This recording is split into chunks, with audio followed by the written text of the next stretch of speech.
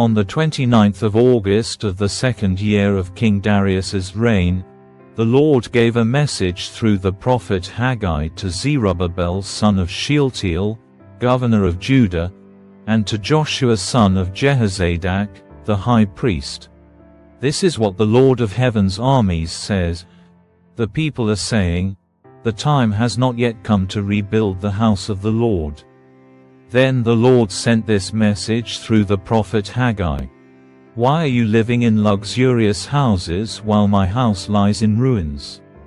This is what the Lord of heaven's armies says. Look at what's happening to you. You have planted much but harvest little. You eat but are not satisfied. You drink but are still thirsty.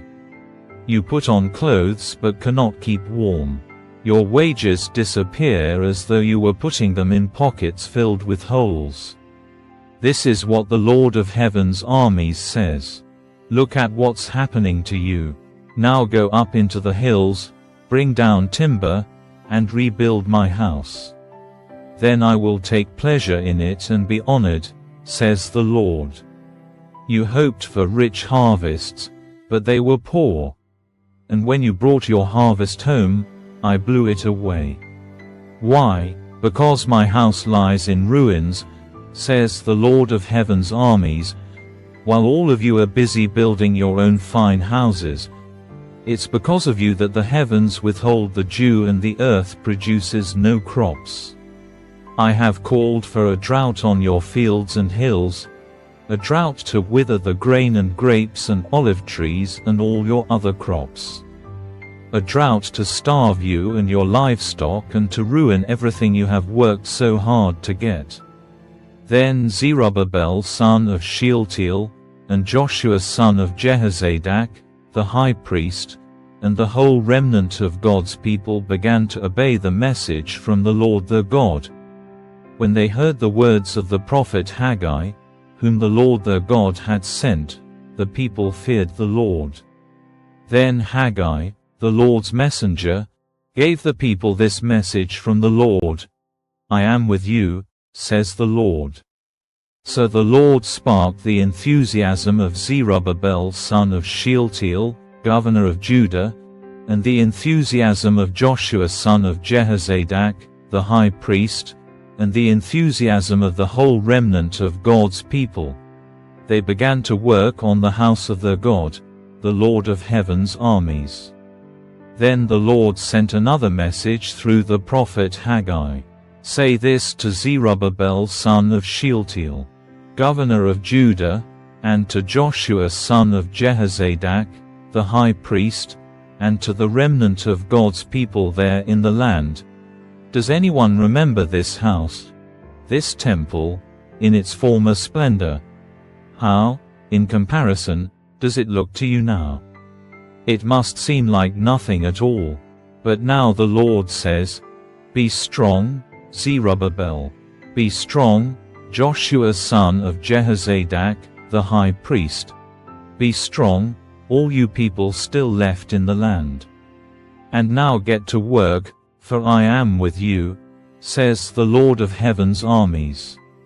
My spirit remains among you, just as I promised when you came out of Egypt. So do not be afraid. For this is what the Lord of heaven's armies says. In just a little while I will again shake the heavens and the earth, the oceans and the dry land. I will shake all the nations, and the treasures of all the nations will be brought to this temple. I will fill this place with glory, says the Lord of heaven's armies. The silver is mine, and the gold is mine, says the Lord of heaven's armies. The future glory of this temple will be greater than its past glory, says the Lord of heaven's armies, and in this place I will bring peace.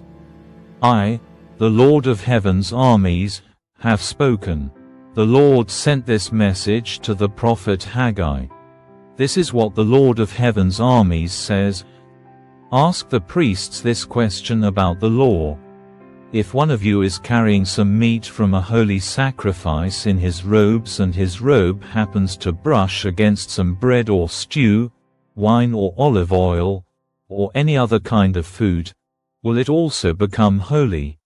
The priests replied, "No." Then Haggai asked, "If someone becomes ceremonially unclean by touching a dead person and then touches any of these foods, will the food be defiled?" And the priests answered, "Yes."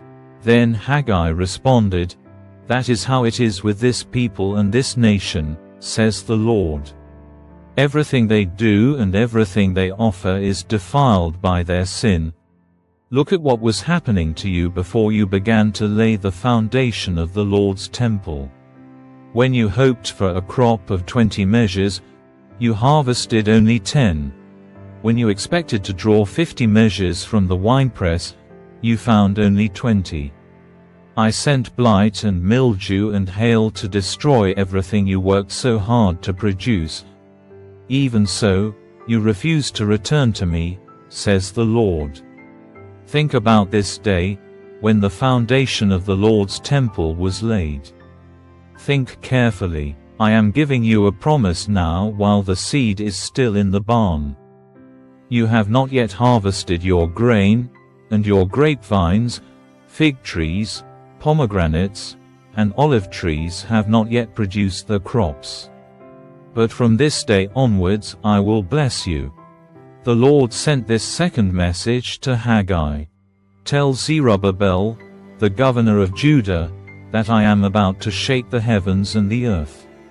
I will overthrow royal thrones and destroy the power of foreign kingdoms. I will overturn their chariots and riders. The horses will fall, and their riders will kill each other. But when this happens, says the Lord of heaven's armies, I will honor you, Zerubbabel son of Shealtiel, my servant. I will make you like a signet ring on my finger, says the Lord, for I have chosen you. I, the Lord of heaven's armies, have spoken."